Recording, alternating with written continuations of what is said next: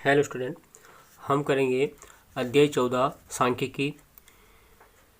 इस अध्याय में जो प्रश्न आने वाले हैं वो 1 अंक का 2 आएगा, 2 अंक का नहीं है, इसमें 3 अंक का 1 आएगा, 4 अंक का भी नहीं है। तो इस प्रकार से इसमें जो अंक आएंगे वो इस प्रकार से आएंगे। 1 नंबर के 2 थे, 2 और 3, कुल 5 नंबर का पार्ट है। चलिए शुरुआत करते हैं।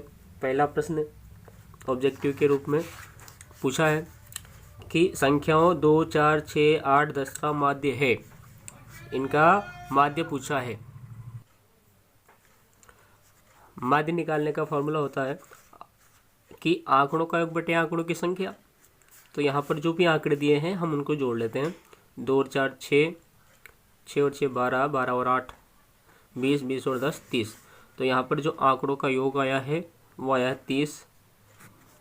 इनके बटे में ये 1 2 3 4 5 संख्याएँ हैं, तो बटे में आ जाएंगे 5। इनको हल करेंगे तो आ जाएगा 6। तो इसका जो आंसर सही है वो है ऑप्शन नंबर ब। बाकी ऑप्शन को देखने की आवश्यकता ही नहीं है। अगला पूछा है, देखिए, आंकड़ों 9, 1, 7, 3, 5 का माध्यक होगा। माध्यक हम बोलते हैं बीच वाली संख्या को, मध्य वाली संख्या को। लेकिन वो निकालने के लिए हमें आंकड़ों को या तो आरोही क्रम में जमाना पड़ता है या घटते क्रम में जमाना पड़ता है, या तो बढ़ते क्रम में या घटते क्रम में या आरोही या अवरोही क्रम में। तो हम इसको आरोही में जमा लेते हैं। तो आरोही का मतलब होता है कि छोटी संख्या पहले, फिर उससे बड़ी संख्या, फिर उससे बड़ी संख्या। तो यहाँ पर सबसे छोटी संख्या है 1, इस 1 से बड़ी संख्या है 3, 3 से बड़ी संख्या 5, 5 से बड़ी संख्या यहाँ है 7 और 7 से बड़ी संख्या यहाँ है 9। तो यहाँ हम इनको गिनते हैं कि कुल कितनी संख्याएं हैं। तो ये 1 2 3 4 5 संख्याएं, यहाँ पे ये 5 संख्याएं और 5 जो है ये विषम है। जब 5 विषम होता है तो माध्यक इनकी ठीक मध्य की संख्या आ जाती है। तो यहाँ पर इनके मध्य की जो संख्या है वो है 5। तो इसका जो आंसर सही होगा वो होगा ऑप्शन नंबर द 5। अगला देखिए, आंकड़ों 14, 25, 14, 28, 28, 18, 17, 18, 14, 23, 22, 14, 18 का बहुलक निम्न में से क्या होगा। बहुलक का मतलब होता है कि जो आंकड़े दिए जाते हैं उसमें से कौन सा मान ज़्यादा बार रिपीट हो रहा है, यानी कि जिसकी बारंबारता ज़्यादा है। तो यहाँ हम देखते हैं, तो देखने से देखिए 14 1 2 3 4 बार आया है 14, 25 1 बार आया है, 28 1 बार आया है, 18 1 2 बार आया है। तो यहाँ पर जो ज़्यादा बार आ रहा है ना वो 14 है। 14 यहाँ आया, 14 यहाँ पर है, 14 यहाँ पर है, 14 यहाँ पर है। ये 14 जो है ये 4 बार है बाकी की तुलना में, इसलिए इसका जो सही आंसर होगा वो हो जाएगा ऑप्शन नंबर 14। अगला देखिए, निम्नलिखित में से केंद्रीय प्रवृत्ति के माप नहीं है। कौन कौन सा केंद्रीय प्रवृत्ति के अंतर्गत नहीं आता है। माध्यक आता है, माध्य आता है, बहुलक भी आता है, मीटर नहीं आता है। तो इसका सही आंसर यही है।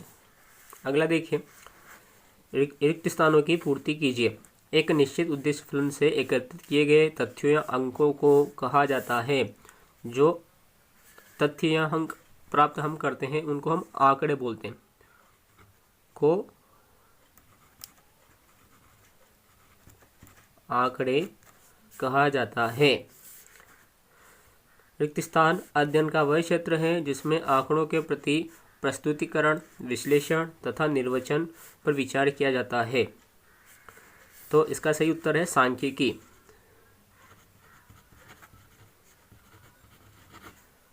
तो सांख्यिकी अध्ययन का ऐसा क्षेत्र है जहाँ पर आंकड़ों के प्रस्तुतिकरण का, विश्लेषण का और निर्वचन पर विचार किया जाता है। इसके बाद वाले प्रश्न हम करते हैं।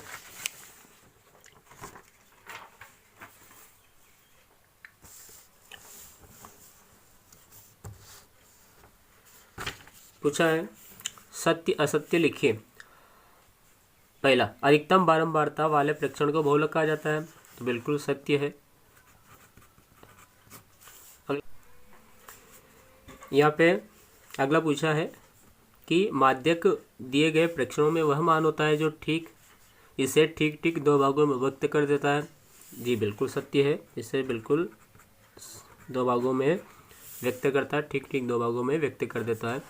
अगला देखिए, पूछा है यहाँ कि एक शब्द या एक वाक्य में उत्तर दीजिए। तो प्रेक्षणों का माध्य ज्ञात करने के लिए सूत्र लिखिए। तो प्रेक्षणों का माध्य ज्ञात करने का सूत्र लिखना है, तो माध्य बराबर होता है सभी आंकड़ों का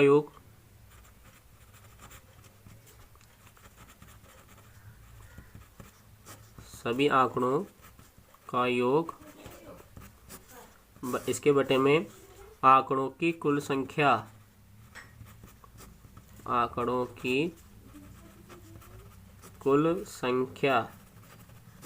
ये इसका फॉर्मूला होता है। अगला देखिए, जब प्रेक्षणों की संख्या n विषम होती है तब प्रेक्षणों को आरोही या अवरोही क्रम में व्यवस्थित करने पर माध्यक कौन से प्रेक्षण का मान होता है। तो माध्यक किसका मान होता है, कौन सा, बीच वाला होता है। अब बीच वाली जो संख्या उसको निकालने के लिए इसका जो फॉर्मूला होता है वो होता है n+1 अपॉन बटा 2 मापत, ये वाला इसका फॉर्मूला होता है। अगला देखिए, माध्य किसे कहते हैं।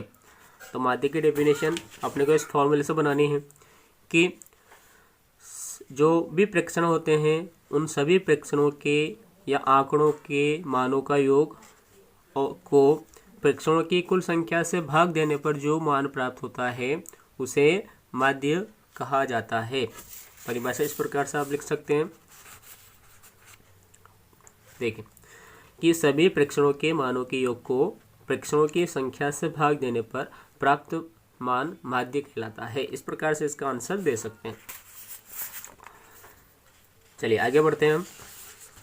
यहाँ पूछा है अगला प्रश्न, ये 3 अंक वाले हैं। अब 40 इंजीनियरों की उनके आवास से कार्यस्थल की दूरियां निम्न है। ये दूरियां दे रखी है, ये टोटल 40 दूरियां हैं, है ना, 5, 3, 10, 20 ऐसे करके दे रखी है। यहाँ लिखा है कि 0 से 5, जिसमें 5 सम्मिलित नहीं है, यानी कि 0 से 5, तो इस 0 से 5 में 0, 1, 2, 3 और 4 शामिल हो सकता है, 5 नहीं है। 5 अगले वाले में आएगा, 5 से 10 में को पहला अंतराल लेकर ऊपर दिए हुए आंकड़ों से वर्गमाप 5 वाली एक वर्गीकृत बारंबारता बटन सारणी बनाइए। बारंबारता बटन सारणी बनानी है, तो बटन सारणी हम इस प्रकार से बना सकते हैं। यहाँ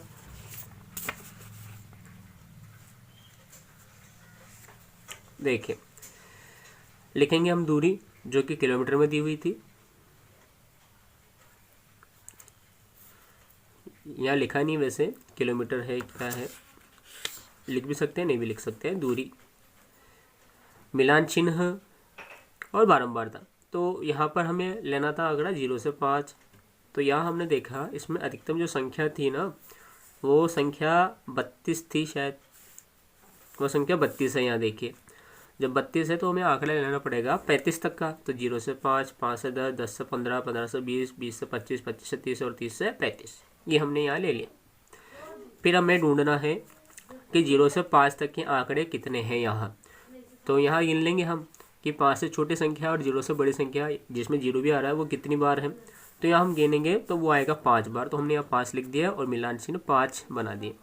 5 लाइनें नहीं बनानी होती है, 4 बनाकर एक आड़ी रेखा खींच देनी है, तो 5 का बंडल बन जाता है। वैसे ही यहाँ हम गिनेंगे कि 5 से 10, 5 से लेकर 10 से तक कितनी संख्याएं हैं, तो यहाँ 11 है। वैसे ही 10 से 15 11 है, 15 से 20 9 है, 20 से 25 में केवल एक ही आंकड़ा है, 1 लिख दिया, 1 चिन्ह बना दिया। 25 से 30 1 है, 35 से 35 और 2 है।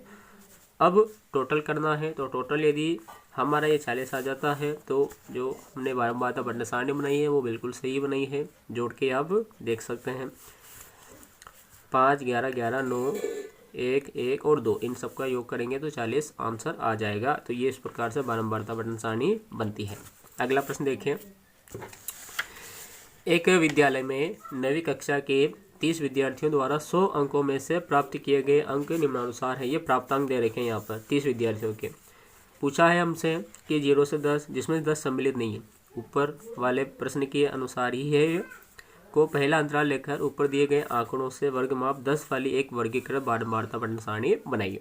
तो यहाँ सबसे पहले हम देख लेते हैं कि सबसे बड़ा आंकड़ा क्या है।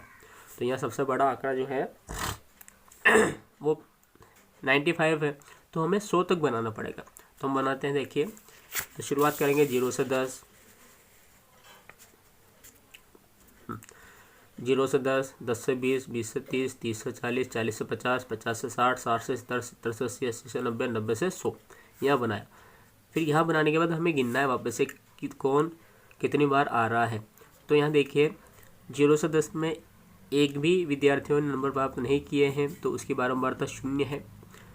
यहाँ कुछ भी चिन्ह नहीं बनाना है, खाली रखना है। 10 से 20 में 1 है, 1 चिन्ह बना दिया। 20 से 30 में 1 विद्यार्थी है। 30 से 40 में 3 है। 40 से 50 में 4 है। 50 से 60 में 5 है। 60 से 70 में 4 है। 70 से 80 में 5 है। 80 से 90 में 3 है। 90 से 100 में 4 है। तो और इनके मिलान चिन्ह इस प्रकार से बना दिए, और यहाँ पर कुल 30 है। चलिए अगला प्रश्न की ओर बढ़ते हैं हम।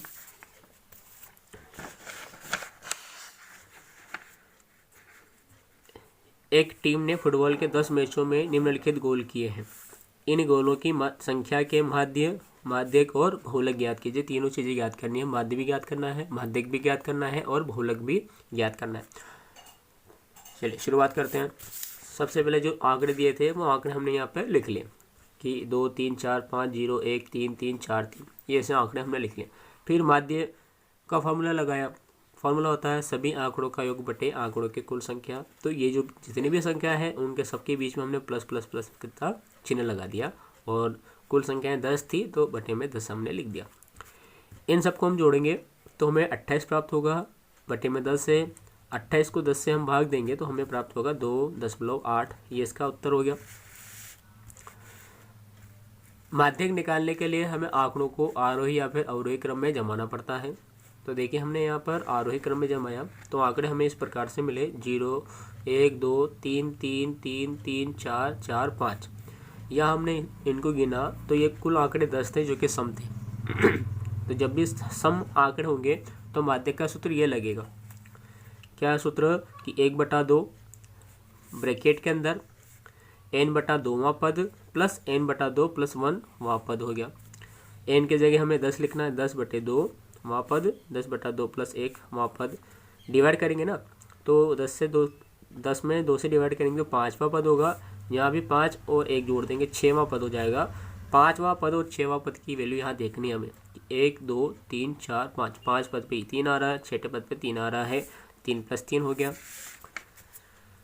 3 और 3 को जोड़ा तो 6 हो गया। 6/2, 6 को 2 से डिवाइड किया, इसका जो आंसर है वो आ गया 3। अगला थर्ड पूछा था यहाँ पे बहुलक क्या है। तो यहाँ आंकड़े जो दे रखे हैं देखने से हमें पता चल रहा है कि यहाँ पर जो सबसे ज़्यादा बार आया है वो है 3, इसीलिए इसका जो बहुलक है वो 3 है। लिख सकते हैं कारण क्योंकि यहाँ 3 सर्वाधिक बार है। अगला प्रश्न देखिए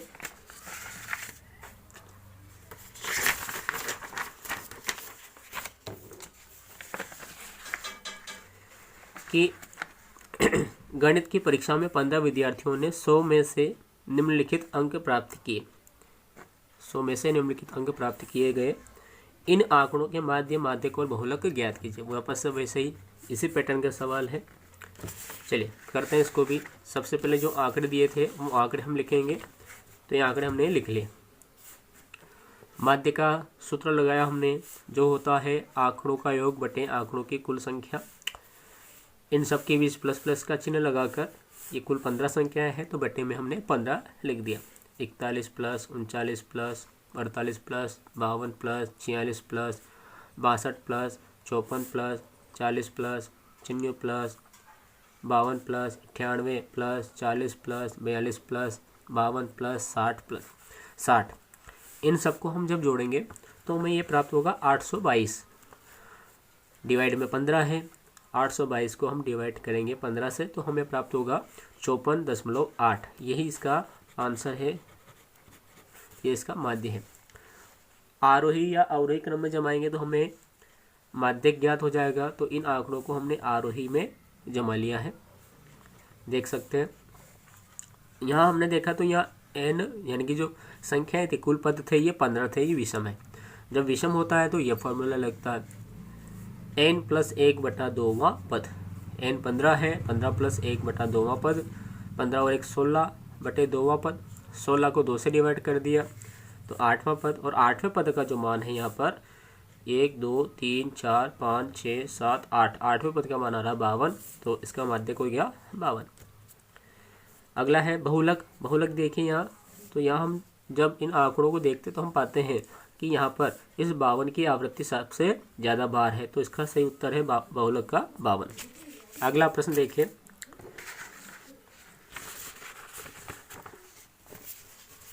आठ के बाद प्रश्न नंबर 9। यहाँ देखिए, यहाँ दिया हुआ है निम्नलिखित प्रेक्षणों को आरोही क्रम में व्यवस्थित किया गया है। आरोही क्रम में जमे हुए हैं। यदि आंकड़ों का माध्यक 63 है, माध्यक भी दिया हुआ है 63, तो x का मान ज्ञात कीजिए। तो जो आंकड़े दिए हैं वो है 29, 32, 48, 50, x + 2, 72, 78, 84 और 95। ये आरोही में दिए हुए थे, तो हमने इन मानों को ऐसे कैसे यहाँ लिख लिया इस प्रकार से।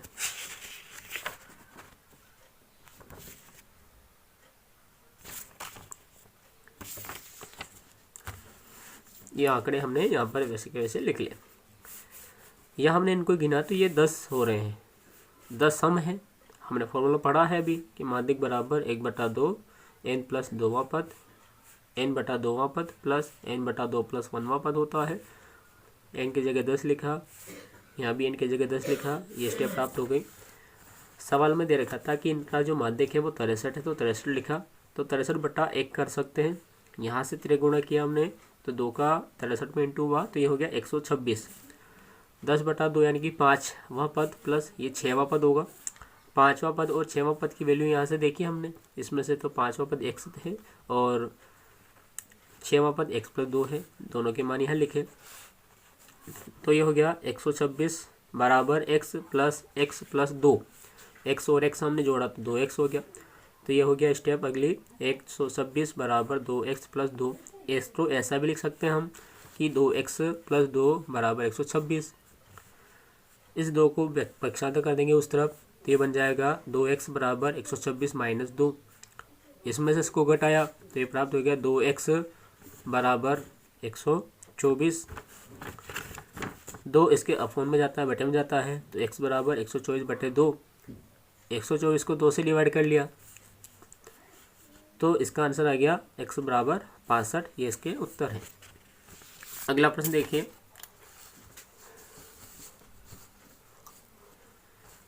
कि यहाँ पर निम्नलिखित सारणी से एक प्रेक्षण में काम कर रहे 60 कर्मचारियों का माध्य वेतन ज्ञात कीजिए। वेतन दे रखा है और कर्मचारियों की संख्या दे रखी है। हमें इनका माध्य वेतन ज्ञात करना है कि माध्य वेतन कितना है। तो पहले हम यह तो ज्ञात करें कि 16 कर्मचारियों को कुल कितने पैसे मिलते हैं, 12 को कुल कितने पैसे मिलते हैं। तो ये निकालने के लिए हमने इसी सारणी को आगे और मॉडिफाई किया। तो इस प्रकार से सारणी बनेगी, वेतन जो दिया हुआ था वो लिखेंगे, कर्मचारियों की संख्या लिखेंगे और इनका कुल वेतन हम यहाँ पर लिख लेंगे।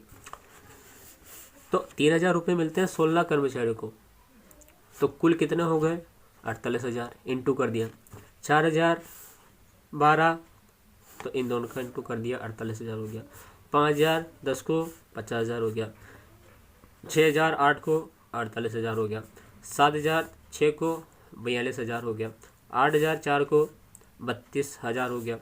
9000 3 को 27,000 हो गया। 10,000 1 को 10,000 हो गया। इन सबको ऐड करना है, इन सबको जोड़ना है।